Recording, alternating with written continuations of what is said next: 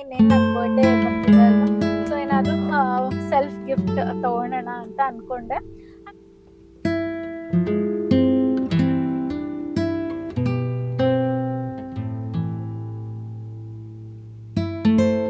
ಮಾಲಲ್ಲೇನೆ ನಾವು ಅಲ್ಲಿಗೂ ಕೂಡ ಹೋಗಿದ್ವಿ. 28,000 ಅನ್ನೋ ಇತ್ತು.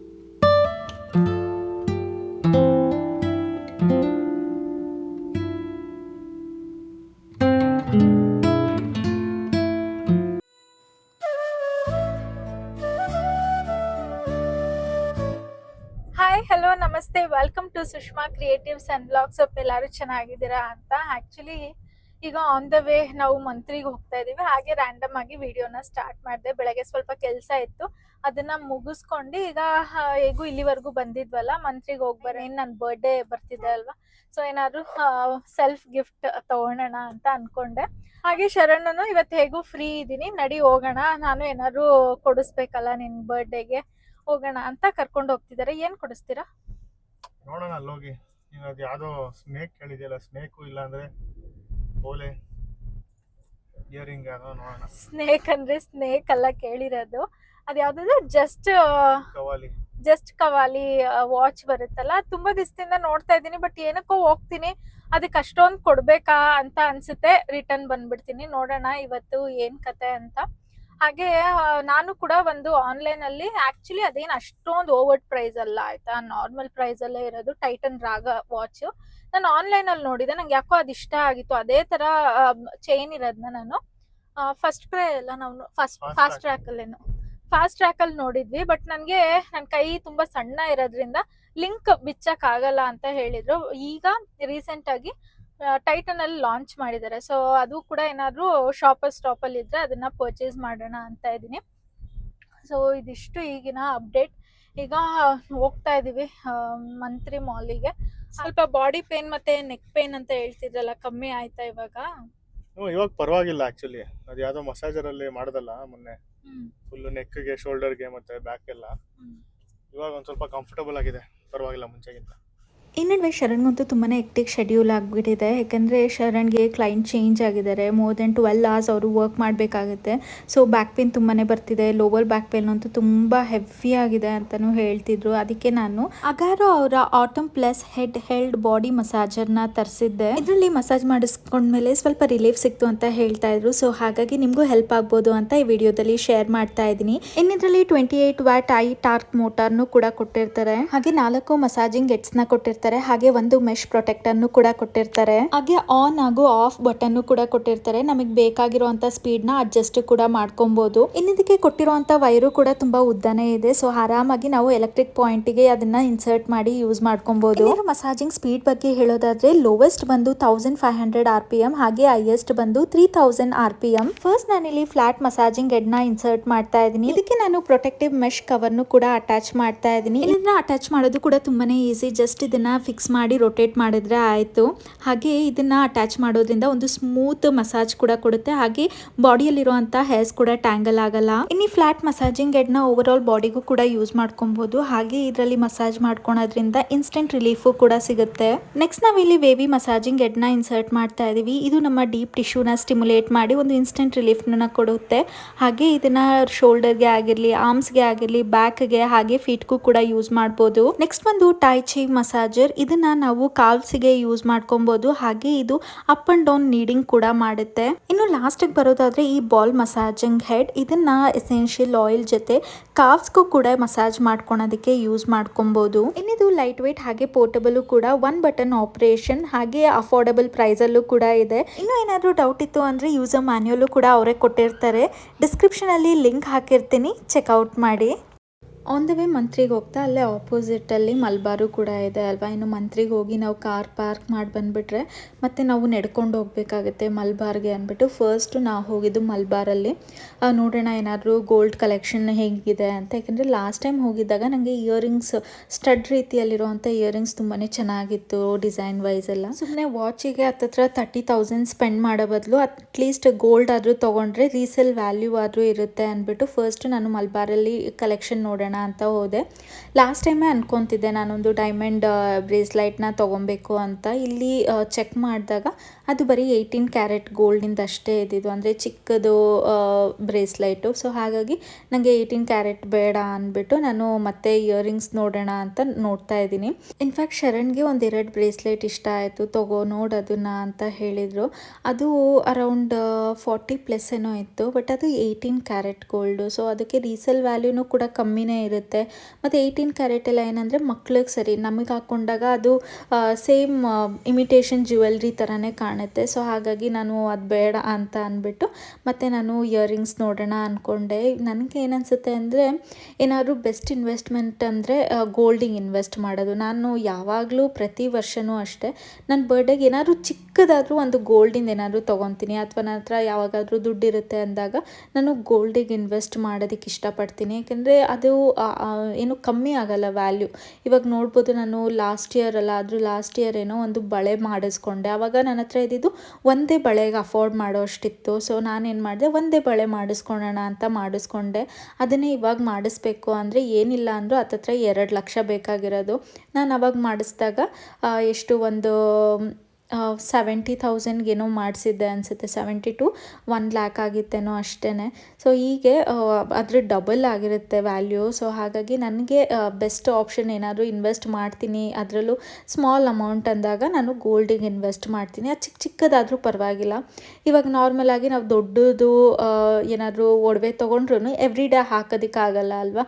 ಸೊ ಹಾಗಾಗಿ ನಾನು ಡೈಲಿ ಏನೆಲ್ಲ ಯೂಸ್ ಮಾಡ್ತೀನಿ ಅದನ್ನು ನಾನು ತೊಗೊಳೋದಕ್ಕೆ ಇಷ್ಟಪಡ್ತೀನಿ. ಈ ಥರ ಚಿಕ್ಕ ಸ್ಟರ್ಟ್ಸೇ ಆಗಿರಲಿ, ಅಥವಾ ನಾನು ರೆಗ್ಯುಲರಾಗಿ ಯೂಸ್ ಮಾಡುವಂಥ ಕರಿಮಣಿ ಚೈನೇ ಆಗಿರಲಿ, ಅಥವಾ ಬ್ರೇಸ್ಲೈಟ್ಸೇ ಆಗಿರಲಿ. ಇನ್ಫ್ಯಾಕ್ಟ್ ನಾನು ನನ್ನ ಕೈಯಲ್ಲಿ ಹಾಕಿರೋ ಅಂಥ ಕರಿಮಣಿದು ಬ್ರೇಸ್ಲೈಟು ಕೂಡ ಚೇಂಜ್ ಮಾಡೋಣ ಅಂತಿದ್ದೆ, ಬಟ್ ಯಾವುದೇ ಅಷ್ಟೊಂದು ಕಲೆಕ್ಷನ್ ಇರಲಿಲ್ಲ, ಅಂದರೆ ಅಷ್ಟು ಚೆನ್ನಾಗಿರಲಿಲ್ಲ. ಸೇಮ್ ನಾನಿವಾಗ ಏನು ಹಾಕಿದ್ದೀನಿ ಅದೇ ಥರನೇ ಇತ್ತು. ಸೊ ಹಾಗಾಗಿ ಸರಿ ಅದೇನು ಬೇಡ ಚೇಂಜ್ ಮಾಡೋದು ಅಂದ್ಬಿಟ್ಟು ನಾನು ಇಯರಿಂಗ್ಸ್ನ ನೋಡ್ತಾ ಇದ್ದೀನಿ.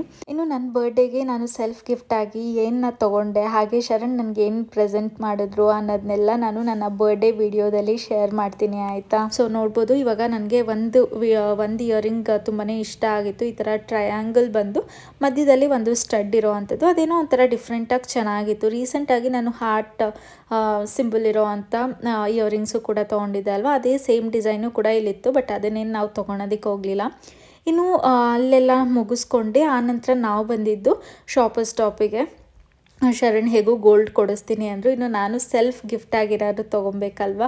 ಸೊ ಈ ಸರಿ ಸುಮ್ಮನೆ ಖರ್ಚು ಮಾಡೋದು ಬೇಡ ಅಂದ್ಬಿಟ್ಟು ನಾನೇನು ಮಾಡಿದೆ, ಆ ವಾಚ್ ಏನಾದರೂ ನೋಡೋಣ, ಯಾಕೆಂದರೆ ಅವ್ರು ಗೋಲ್ಡ್ ಕೊಡಿಸಿದ್ದಾರೆ, ಮತ್ತು ನಾನು ತಿರ್ಗಾ ಏನಕ್ಕೆ ಗೋಲ್ಡ್ ಇನ್ವೆಸ್ಟ್ ಮಾಡೋದು ಅಂದ್ಬಿಟ್ಟು ನಾನು ವಾಚ್ ನೋಡೋಣ ಅಂತ ಬಂದೆ. ವಾಚಲ್ಲಿ ನನಗೆ ಇದು ಹೇಳಿದ್ದೆ ಅಲ್ವಾ, ಆನ್ಲೈನಲ್ಲಿ ನಾನು ನೋಡಿದ್ದೆ, ಇದು ಟೈಟನಲ್ಲಿ ಬಿಟ್ಟಿರೋ ಅಂಥದ್ದು, ಅಂದರೆ ಲಾಂಚ್ ಆಗಿದ್ದು ಟೈಟನಲ್ಲಿ ರೀಸೆಂಟಾಗಿ. ಸೊ ಹಾಗಾಗಿ ಅದನ್ನು ಚೆಕ್ ಮಾಡೋಣ ಅಂತ ಚೆಕ್ ಮಾಡ್ತಿದ್ದೆ. ಅದ್ರ ಜೊತೆ ಒಂದು 2-3 ಕೂಡ ನಾನು ನೋಡಿದೆ ಹೇಗೆ ಕಾಣುತ್ತೆ ಅಂತ. ಈ ಥರ ಬ್ಲ್ಯಾಕ್ ಮೆಟಲ್ದು ನನ್ನ ಹತ್ರ ಇರಲಿಲ್ಲ ವಾಚ್. ರೋಸ್ ಗೋಲ್ಡ್ ಇದೆ ನಾರ್ಮಲಾಗಿ, ಮತ್ತು ಸಿಲ್ವರ್ ಒನ್ ಇರುತ್ತೆ, ಬಟ್ ಈ ಥರ ಬ್ಲ್ಯಾಕ್ ಮೆಟಲ್ದು ಇರಲಿಲ್ಲ. ನೋಡಿದ್ರೆ ಶರಣ್ ಏನೋ ಅಷ್ಟು ಚೆನ್ನಾಗಿ ಕಾಣ್ತಿಲ್ಲ, ಬೇಡ ಅದು ಅಂದರು.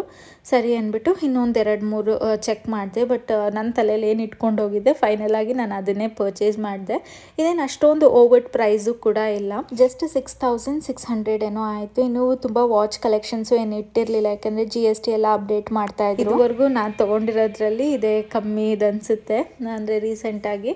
ಯಾಕೆಂದರೆ ನಾರ್ಮಲಾಗಿ ಫಾಝಲ್ಲು ಹಂಗೂ ಶರಣ್ ಹೇಳ್ತಾ ಇದ್ರು, ಅರ್ಮಾನಿ ಎಕ್ಸ್ಚೇಂಜ್ ನಿನ್ನ ಹತ್ರ ಇಲ್ಲ ಅಲ್ವಾ, ನೋಡು ಅದನ್ನು ಅಂತ. ಬಟ್ ನನಗೆ ಈ ಸತಿ ಯಾಕೋ ನನಗೆ ಇಷ್ಟ ಇರಲಿಲ್ಲ ವಾಚಿಗೆ ಇನ್ವೆಸ್ಟ್ ಮಾಡೋದು. ಸೊ ಹಾಗಾಗಿ ಇದನ್ನು ತುಂಬ ದಿವಸದಿಂದ ಅನ್ಕೊತಾ ಇದ್ದೆ ಅಂದ್ಬಿಟ್ಟು ಈ ಥರ ಬೆಲ್ಟ್ ಇರೋ ಅಂಥದ್ದು, ಅಂದರೆ ಚೈನ್ ಇರೋ ಅಂಥದ್ದನ್ನ ನಾನು ಪರ್ಚೇಸ್ ಮಾಡಿದೆ. ಅದರಲ್ಲೂ ಶರಣ್ಗೆ ಮಧ್ಯದ ಇಷ್ಟ ಆಗಿತ್ತು ತುಂಬ. ನಂಗೆ ಯಾಕೋ ಅದು ಅಷ್ಟು ಹೈಲೈಟ್ ಆಗ್ತಾ ಇರಲಿಲ್ಲ ಬೆಲ್ಟ್, ಅಂದರೆ ಆ ಚೈನು.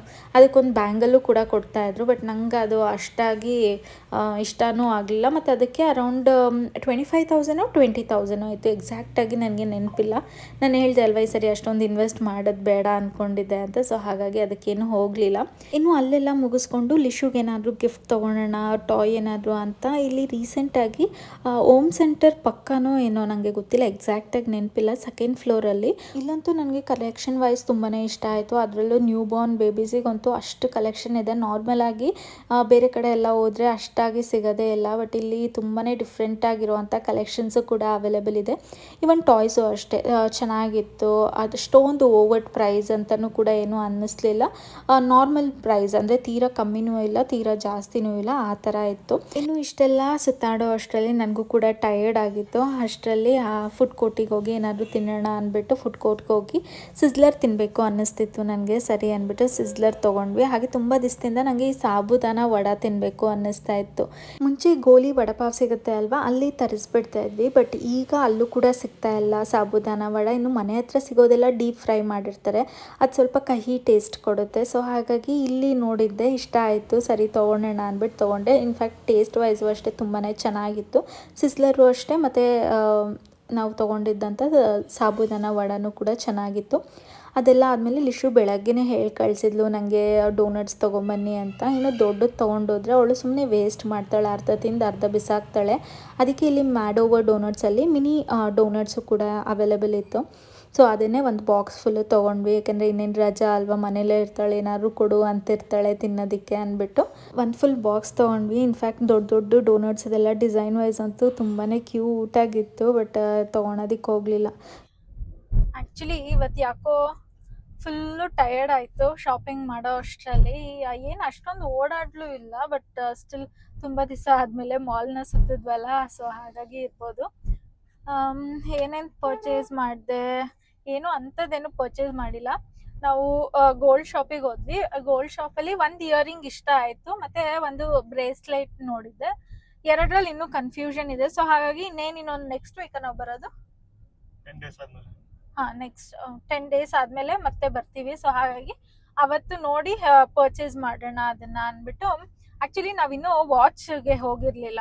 ನಾನು ಜಸ್ಟ್ ಇನ್ನೊಂದು ಹೆಸರು ಜಸ್ಟ್ ಕವಾಲಿ ವಾಚ್ ಬೇಕು ಅಂತ ನಾನು ಶರಣಿಗೆ ಕೇಳಿದ್ದು ಈ ಸರಿ ನನ್ನ ಬರ್ಡೇಗೆ. ಸೊ ಹಾಗಾಗಿ ನೋಡೋಣ ಅದು ವಾಚ್ ಅಂತ ಹೋಗಿದ್ವಿ.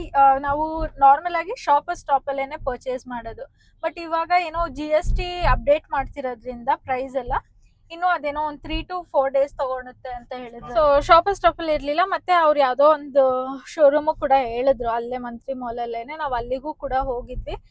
28,000 ಏನೋ ಇತ್ತು, ಆನ್ಲೈನಲ್ಲಿ 25,000 ಇತ್ತು. ಅದಕ್ಕೆ ಮ್ಯಾಚ್ ಮಾಡಿಕೊಡ್ತೀವಿ ಅಂತಲೂ ಕೂಡ ಹೇಳಿದ್ರು. ನಾವ್ ಈ ಮಲ್ಬಾರಿಗೆ ಹೋಗಿದ್ವಿ ಅಲ್ವಾ, ಒಂದು ಇಯರಿಂಗ್ಸ್ ನ ನೋಡಿದೆ, ಅದೆಷ್ಟು 30 ಹೇಳಿದ್ರಲ್ವಾ. ಹಾ, ಏನೋ ಡಿಸ್ಕೌಂಟ್ ಬೇರೆ ಇದೆ ಮೇಕಿಂಗ್ ಚಾರ್ಜಸ್ ಅಲ್ಲಿ. ಸೊ ಅದನ್ನ 30,000 ಏನೋ ಅಂದ್ರು, 32,000 ಏನೋ ಅಂದ್ರು. ಅದಕ್ಕೆ ನನಗೇನ್ ಅನ್ನಿಸ್ತು, ಸುಮ್ನೆ ಈ ವಾಚ್ ನ ಹೆಂಗೂ ನಾನು ವೇರ್ ಮಾಡಲ್ಲ. ಇವಾಗ ಬೇರೆ ಅದಕ್ಕೂ ಮುಂಚೆ ನಾನು ಸೆಲ್ಫ್ ಗಿಫ್ಟ್ ಆಗಿ ಒಂದು ವಾಚ್ ನ ತಗೊಂಡ್ಬಿಟ್ಟಿದ್ನಲ್ಲ, ಟೈಟನ್ ರಾಗ ತಗೊಂಡ್ಬಿಟ್ಟಿದ್ದೆ. ಸೊ ಹಾಗಾಗಿ ಬೇಡ ಈ ಸರಿ ವಾಚ್ ತಗೊಳೋದು, ನನಗೆ ಗೋಲ್ಡ್ ಏನಾದ್ರು ಕೊಡಿಸಿ ಅಂದ್ಬಿಟ್ಟು ಇವಾಗ ಅದನ್ನ ಅಲ್ಲೇ ಹೋಲ್ಡ್ ಮಾಡಿದೀವಿ. ಸೊ ಏನು ತಗೊಂಡೆ ಅನ್ನೋದನ್ನ ನಾನು ನನ್ನ ಅಪ್ಕಮಿಂಗ್ ವಿಡಿಯೋಸಲ್ಲಿ ನಾನು ಶೇರ್ ಮಾಡ್ತೀನಿ. ಇಲ್ಲಾಂದರೆ ಆಬ್ವಿಯಸ್ಲಿ ನನ್ನ ಬರ್ಡೇ ವ್ಲಾಗ್ ಏನಾದರೂ ಮಾಡಿದ್ರೆ, ಅದರಲ್ಲೂ ಈ ಸರಿ ದೀಪಾವಳಿ ಬೇರೆ ಬಂದ್ಬಿಟ್ಟಿದೆ. ಸೊ ನೋಡೋಣ, ಅದರಲ್ಲಿ ಏನಾದರೂ ಶೇರ್ ಮಾಡ್ತೀನಿ ನಾನೇನು ಪರ್ಚೇಸ್ ಮಾಡಿದೆ ಅಂತ. ಸೊ ಹಾಗೆ ಈ ವಿಡಿಯೋದಲ್ಲಿ ನಾನು ಅಗಾರೋ ಮಸಾಜಸ್ನ ಶೇರ್ ಮಾಡಿದ್ದೆ ಅಲ್ವಾ, ಶರಣ್ಗಂತೂ ಒಂದು ಒಳ್ಳೆ ರಿಲ್ಯಾಕ್ಸೇಷನ್ ಕೂಡ ಕೊಟ್ಟಿದೆ. ಸೊ ಹಾಗಾಗಿ ನಿಮ್ಗೇನಾದ್ರೂ ಆ ಪ್ರಾಡಕ್ಟ್ನ ಬೈ ಮಾಡಬೇಕು ಅಂತ ಇದ್ರೆ ಡಿಸ್ಕ್ರಿಪ್ಷನಲ್ಲಿ ಲಿಂಕ್ ಹಾಕಿರ್ತೀನಿ, ಚೆಕ್ಔಟ್ ಮಾಡಿ. ವರ್ತ್ ಬೈಯಿಂಗ್, ಪೋರ್ಟೇಬಲ್ ಆಗು ಕೂಡ ಇದೆ. ಏನಾದ್ರೂ ಟ್ರಾವೆಲ್ ಮಾಡ್ತಾ ಇದೀವಿ ಅಂದ್ರೂ ಕೂಡ ಪೋರ್ಟೇಬಲ್ ಇರೋದ್ರಿಂದ ಎತ್ಕೊಂಡು ಕೂಡ ಹೋಗ್ಬಿಡ್ಬೋದು. ಸೊ ಇದಿಷ್ಟೇನೆ ಇವತ್ತಿನ ವಿಡಿಯೋ. ಹೋಪ್ ನಿಮಗೆ ಈ ವಿಡಿಯೋ ಇಷ್ಟ ಆಗಿದೆ ಅಂತ. ಹಾಗೆ ಲಿಶುಗೆ ಏನು ತಗೊಂಡ್ಲಿಲ್ವಾ ಅಂತಲೂ ಕೂಡ ಕೇಳ್ಬೋದು.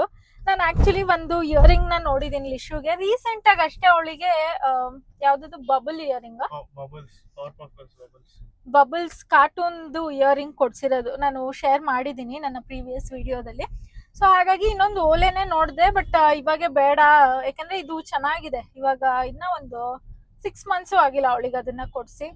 ಸೊ ಅದು ಹಾಳಾದ್ಮೇಲೆನೆ ಕೊಡ್ಸೋಣ. ಬರ್ಡೇಗೆ ಏನಾದ್ರು ಬೇರೆ ಕೊಡ್ಸೋಣ ಅಂತ ಇದೀವಿ. ಈ ಸರಿ ಲಿಶು ಬರ್ಡೇ ಮಾಡೋದು ಡೌಟೇನೆ. ಸೊ ಹಾಗಾಗಿ ಏನಾದ್ರೂ 5th year ಬರ್ಡೇ ಬೇರೆ ಏನಾದ್ರೂ ಸ್ಪೆಷಲ್ ಆಗಿ ಅವಳಿಗೆ ಕೊಡ್ಸೋಣ ಅಂತ ಇದೀವಿ. ನೋಡೋಣ, ನಾವಿಬ್ರು ಸೇರಿ ಅಲ್ವಾ ಶರು?